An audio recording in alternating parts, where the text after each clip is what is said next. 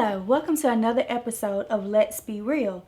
I am your host, Joshua Tucker, and today we'll be discussing suffering in silence.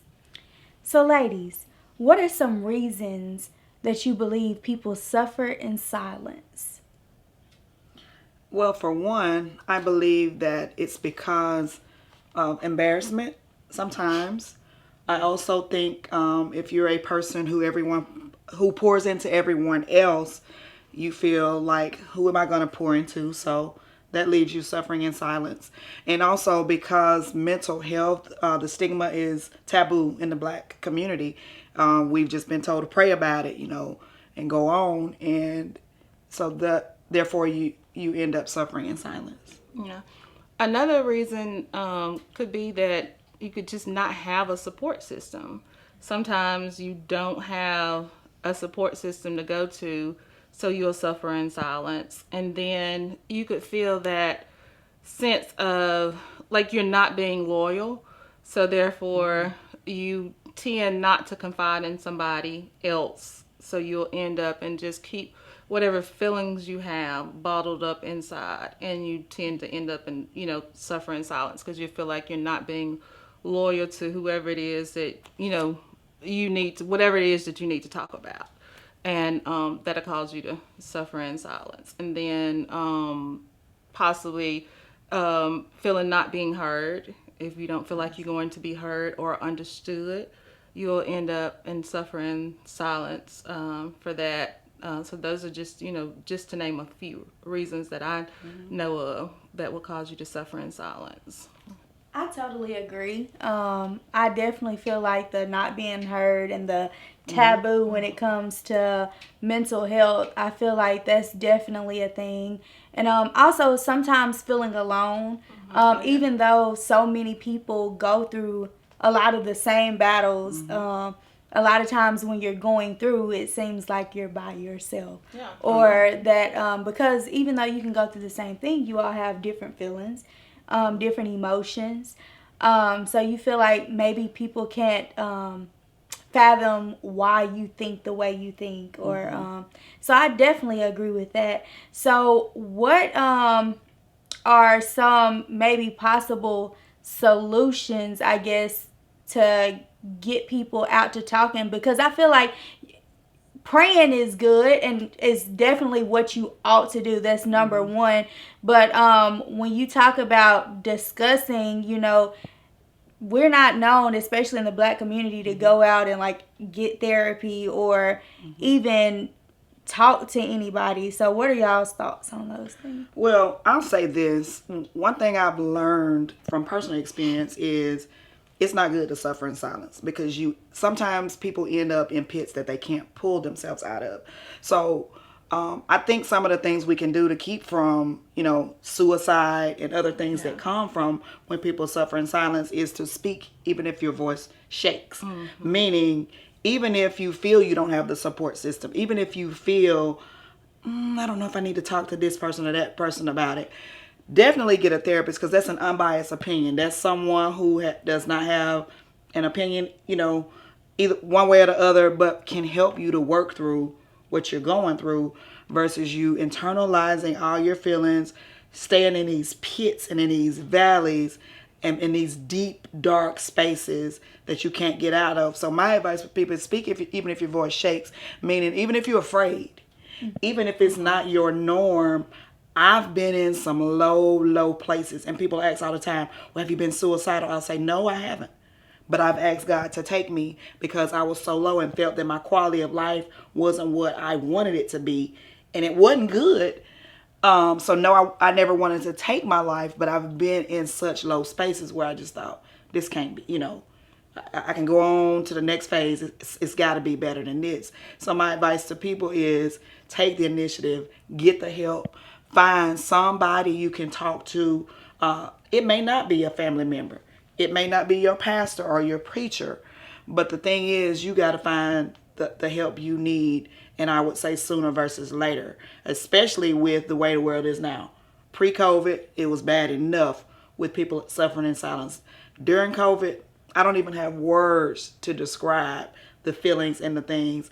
But post-COVID, I feel like we need to come out of the pit and prepare for the palace. That's just my thoughts on it. Yeah, and I totally agree with you as far as using your voice.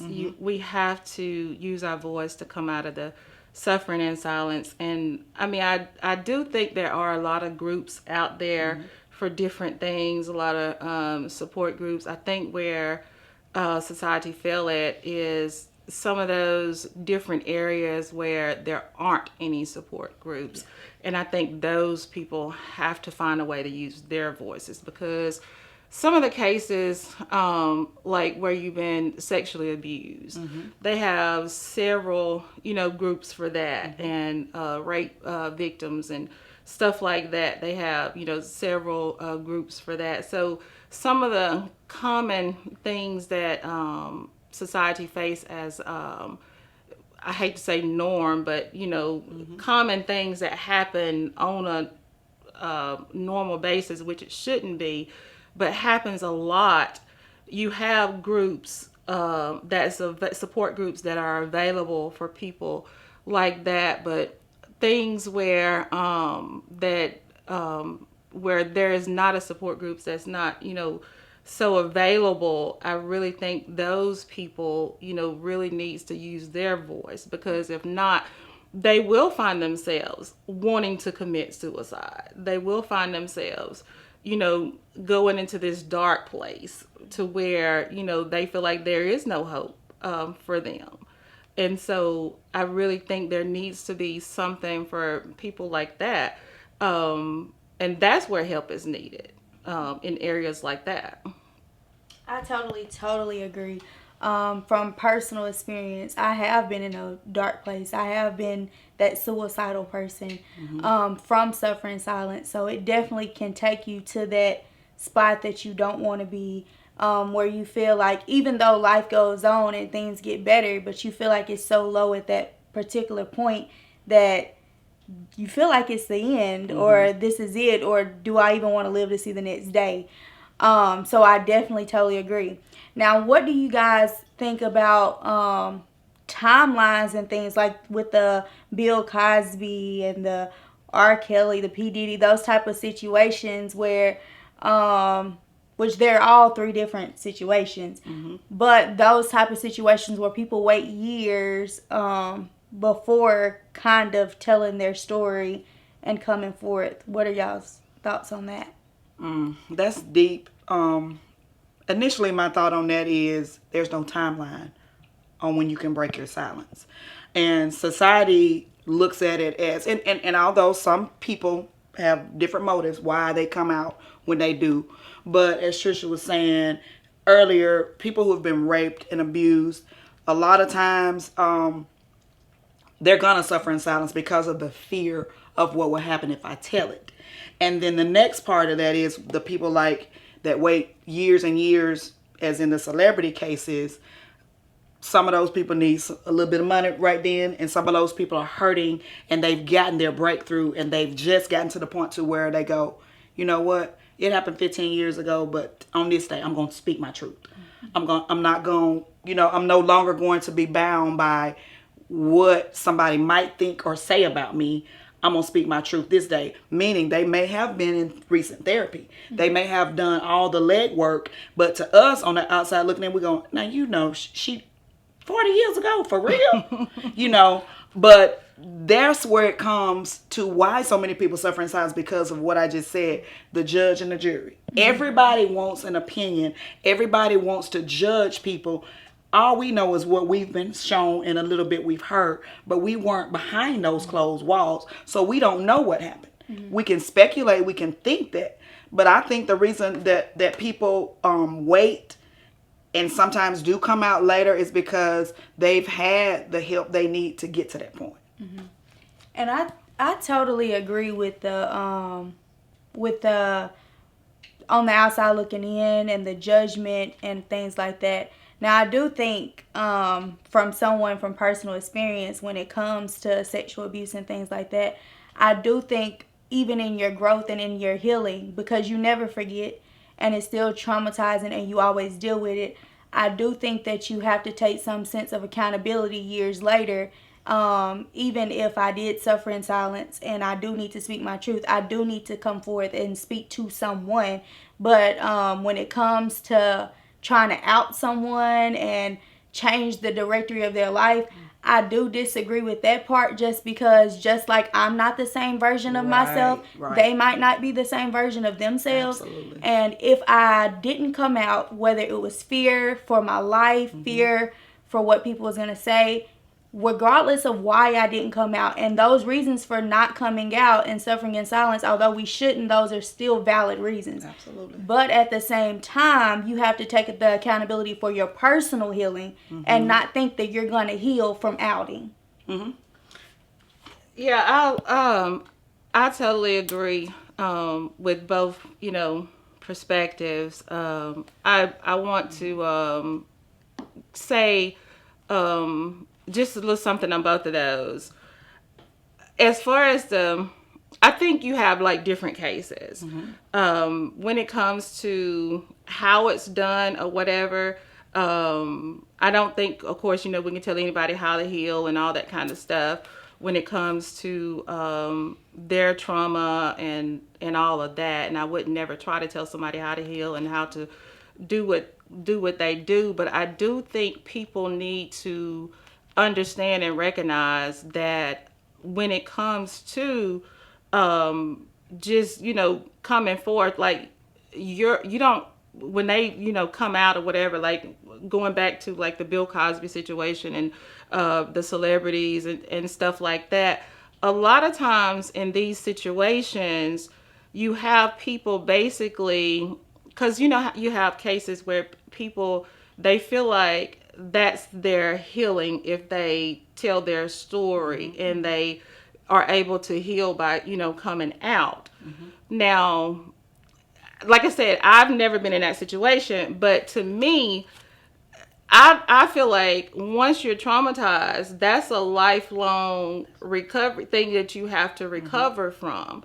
And you will forever be needing to get that help. Yes. You coming out to the public is not going to be, you know what I'm saying? Yeah. That is not going to be that one quick fix. So I really think, honestly, if you take a look at it and you sit down and examine it, I really think that's kind of like a payback. You know what I'm saying? You getting back, you trying to get back, you know what I'm saying? Retaliation versus your healing. And I think if people really sit down and examine it, that's more so what you're doing than anything. Because you can actually go see a therapist and come out and get healing the same way versus, going public with some of the stuff that we see today on TV when it's concerning these celebrities.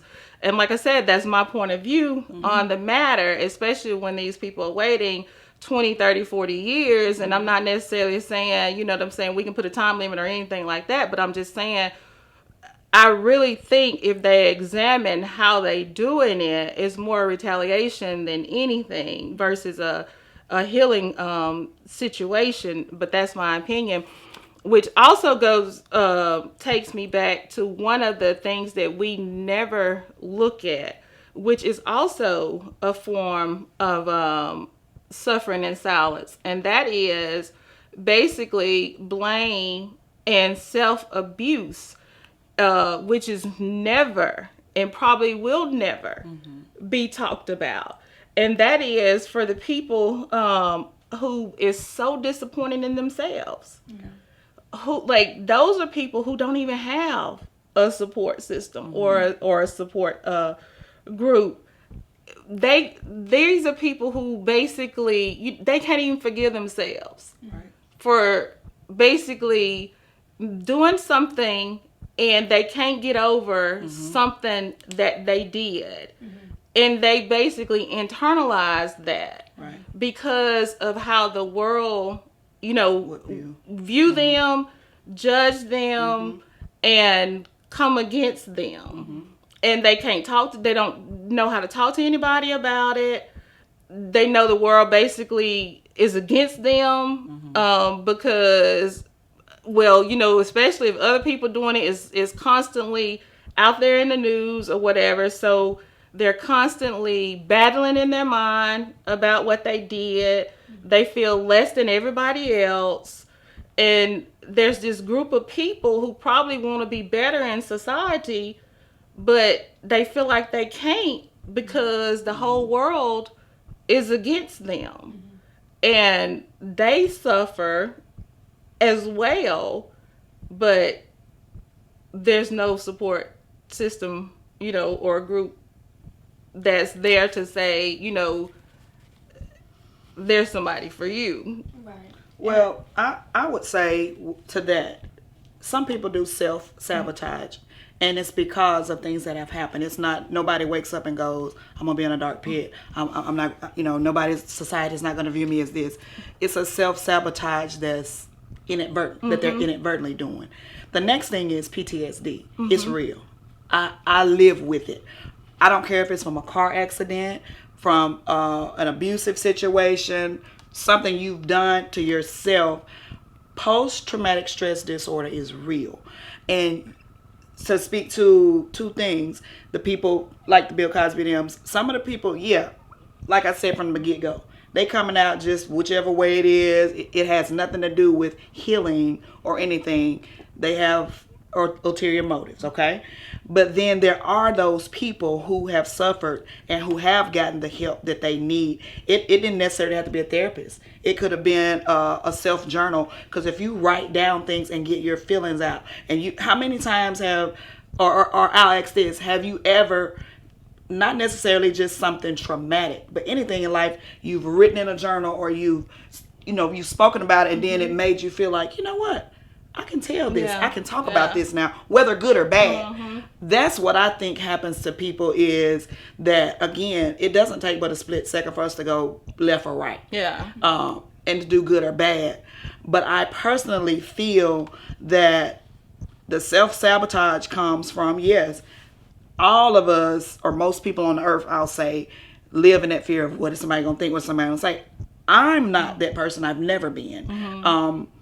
Opinions are a dime a dozen, validation for parking. So what anybody else thinks about me, whether it's good or bad, whether I'm in my pit or my palace moment, I'm just a person that was raised, obviously to pray and had great faith and to trust God. But I have also gone through a lot of things where I didn't even have the strength to pray. I didn't even have the mindset to call my mama or my sister to pray for me, or my pastor, because I was so low at that point. On the flip side to it, the people that know you, they feel, oh, she's strong, she'll get through it, that kind of thing. And you over here just sinking slowly in the quicksand, and you're like, help, but it's not loud enough for anybody to hear you.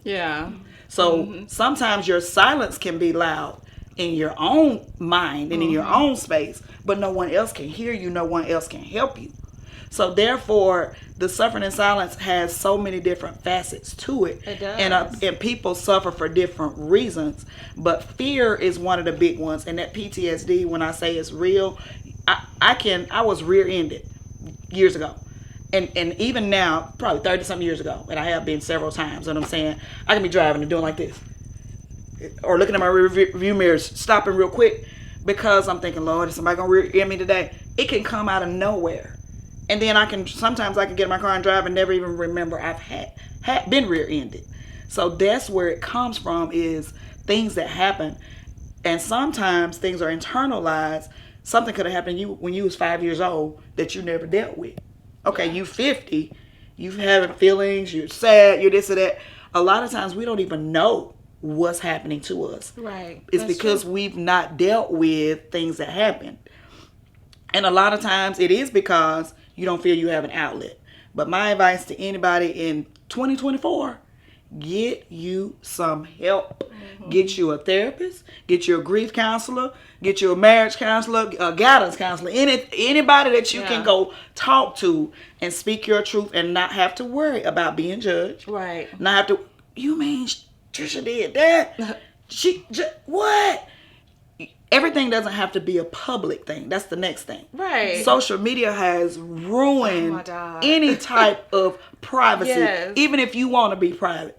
I've had people say, "Girl, I saw you post a picture of your boyfriend, and then I saw you took it down. Did y'all break up?" I mean, and it's just like, I'm going, do what? Who watching somebody social media page that close? And this was me. No, I posted a picture by mistake and I deleted it. I didn't know who was on it, But to people who care and live their lives in the, what if they think this? What if they think that? I don't care what they think. Yeah.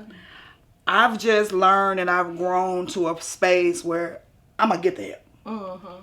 That's what I'll say. Yeah. I totally agree. Now this is gonna be a funny question, but we've talked about people heal different ways, and I totally agree. Just like people can grieve different ways, everybody is totally different, and no one is to tell people how to heal. But do you guys believe in there's a thing such as, I guess, healthy healing versus unhealthy healing? I do. Yeah. I definitely do. I would say it has to be. Oh, yeah. Yeah. Okay. Yeah, because the thing about it is, if you heal unhealthy, are you really healed? Right. Because you still, so that to that point, there's layers now. So if you heal in an unhealthy manner, it's like this. So you're going up, you're going down, you're down, you're digressing. So, but if you do it wholeheartedly the right way, get the appropriate help you need. And I'm going to tell you, don't do like people I know. Girl, I went to one therapist, said, shoot, I ain't got to go back no more. Everything I had went through, it fixed. They got fixed. And this is what I go, what did you talk about? Oh, we started when I was 5 and went to when I was 15. Well, you 86. Ain't no way that that one session did it. And I'm saying that in a funny context to say they open up the wound. Now it's up to them to heal. Don't put a Band-Aid on it. Don't pick the scab to literally heal. And that's where we mess up at. We don't heal. We Band-Aid things. Yeah. So with the healthy and unhealthy, that unhealthy part, you putting a Band-Aid on it. When you heal wholeheartedly and health in a healthy manner, you're fixed. You done put the Neosporin on. All that is, you got a scar, Right. not a scab. And I totally agree. I believe that there's a lot of people, especially in the Black community, who a lot of times suffer in silence and deal with so many things. And when we talk about healing and things like that, I ask that question because you have a lot of people who believe that they genuinely healed from certain things, and their mindsets, when you speak to them, are so unhealthy that you can tell that healing has not really properly taken place. So what do you say to those people, just because they really like when you speak to them, they're like, I'm healed, I'm over it, I'm good, and it's like, but are you? Because I've really spoken to you, and your mindset towards this person, towards this thing, towards yourself is just so out of order. And even I've been that person where it's where I felt like I was over a situation or I was over a person or whatever, and then it comes back up, and I could tell. Now, granted, thank the Lord for discernment that He showed me that my mindset was completely wrong.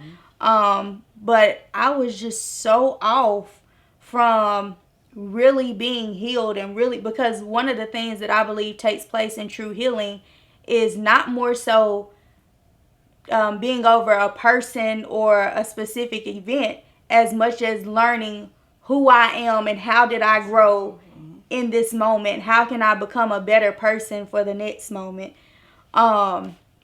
So when it comes to suffering in silence, it's just it's a universal thing. Absolutely.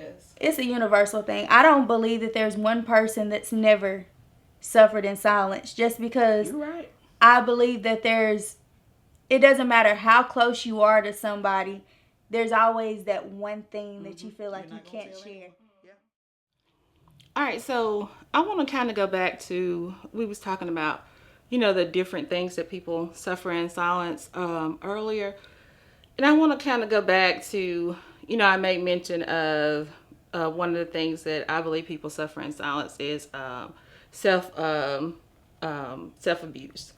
And so I really truly believe that, a lot of times, I'll just make this statement that is really not substance abuse that, is an issue, but it is truly basically self abuse that is a problem.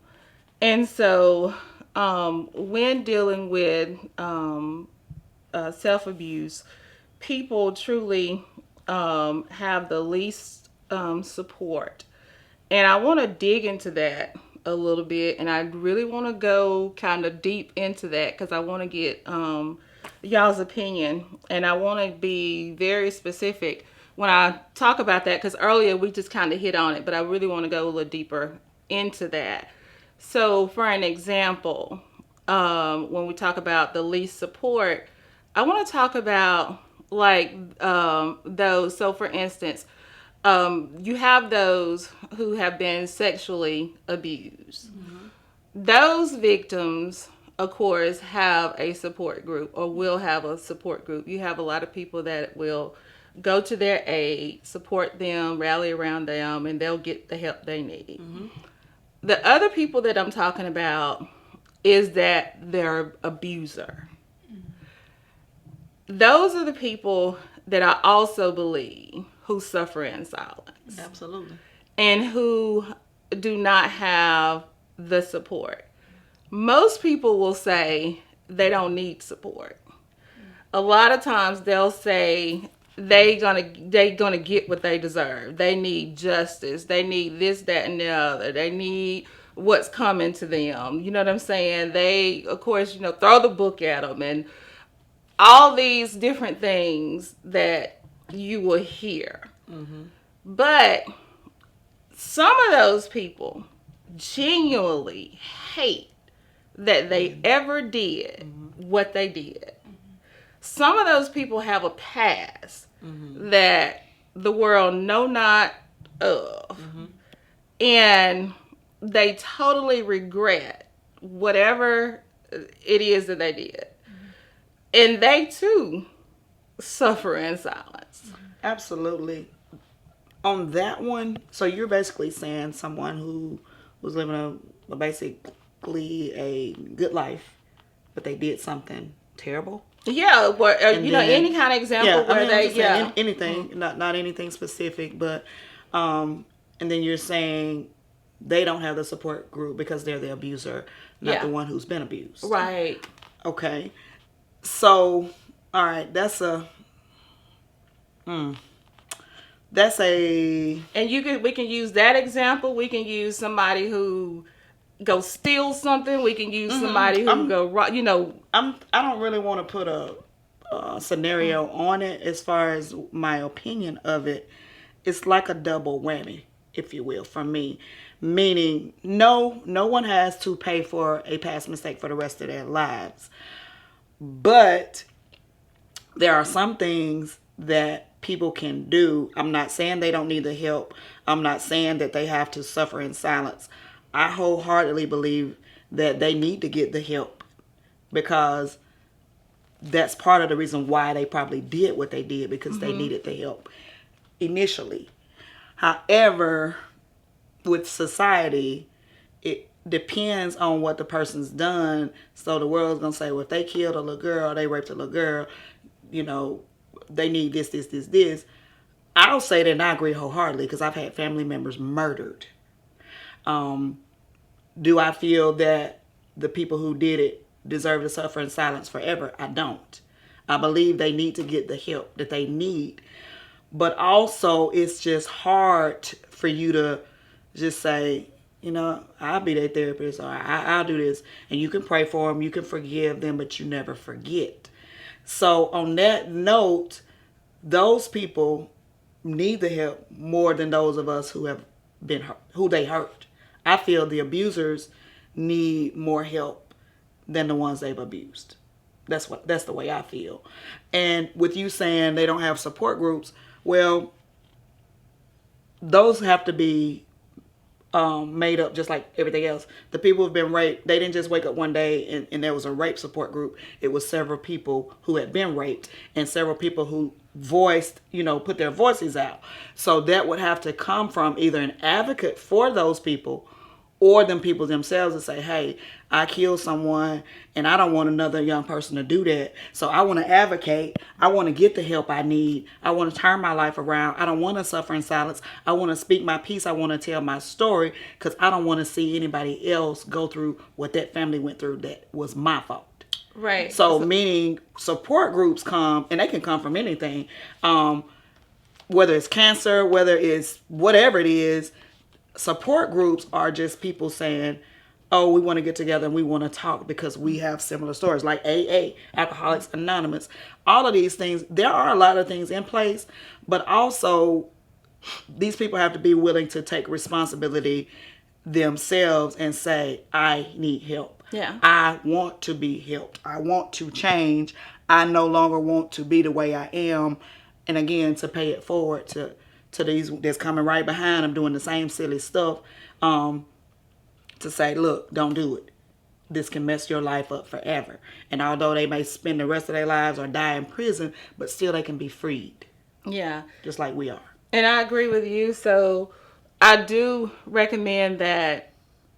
Well, I would probably say that in that case, somebody that have not done it probably would have to lead the way with somebody that have done it, because they probably, they probably would feel like, people would not get behind them if they have been the abuser. But I do think that is needed because I do believe there are several people out there who have committed a crime that feel like there is no hope for them. There is no, point of return for them. And as a believer, I just know that Christ, you know what I'm saying? If we're going to have the Christ-like mentality and attitude, that's the perspective he had. Right. Like, he came for those who did something wrong. Right. It wasn't necessarily, the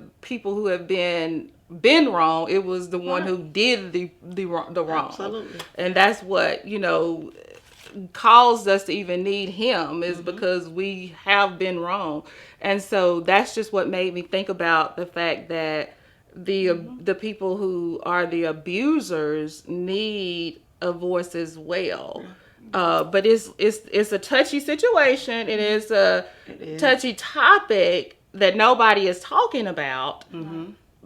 And that's why I know there's probably a lot of people out there who's suffering because they done something that they feel like they can't come back from. Right. I totally agree. And because most people that do abuse or in any type of way usually have been abused or have been in those type of situations where it was done to them, and it's kind of generational.